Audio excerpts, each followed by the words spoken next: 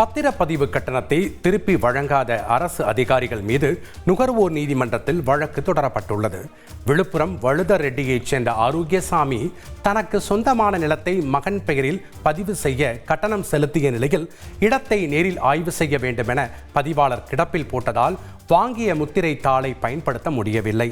இதனால் தான் செலவு செய்த பணத்தை திரும்ப தர வேண்டும் என மாவட்ட ஆட்சியர் உட்பட அதிகாரிகள் மீது நுகர்வோர் நீதிமன்றத்தில் வழக்கு தொடர்ந்துள்ளார்.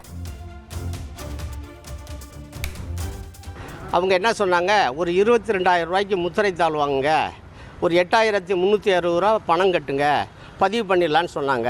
அவங்க சொன்ன மாதிரியே நான் பத்திரம் வாங்கி பதிவு பண்ணுறதுக்காக போய் பதிவு ஆஃபீஸில் கொடுத்தேன். பதிவு ஆஃபீஸில் அதை பதிவு பண்ணி பெண்டிங்கில் வச்சுட்டாங்க. கிட்டத்தட்ட 7 மாதம் வரையிலும் எனக்கு அந்த பத்திரமே கொடுக்கல. நானும் பல முறை போய் கேட்டு அலைஞ்சு பார்த்துட்டு எனக்கு பதிவே தேவையில்லைன்னு நானே எழுதி கொடுத்து பத்திரத்தை வாங்கிட்டு வந்துட்டேன். அதன் பிறகு எனக்கு அந்த பத்திரப்பதிவுக்குரிய தொகையையும் அந்த பயன்படுத்தாத முத்திரை தாள்களுக்குரிய பணம் 22,000 கேட்டு ரீஸ் ஆஃபீஸில் வந்து மனு தாக்கல் பண்ணியிருந்தேன். கிட்டத்தட்ட கோட்டாட்சியர் அலுவலகத்தில் 6-7 மாதமாக பெண்டிங்கில் இருக்குது. இதுவரையில் எந்த விதமான நடவடிக்கையும் இல்லை.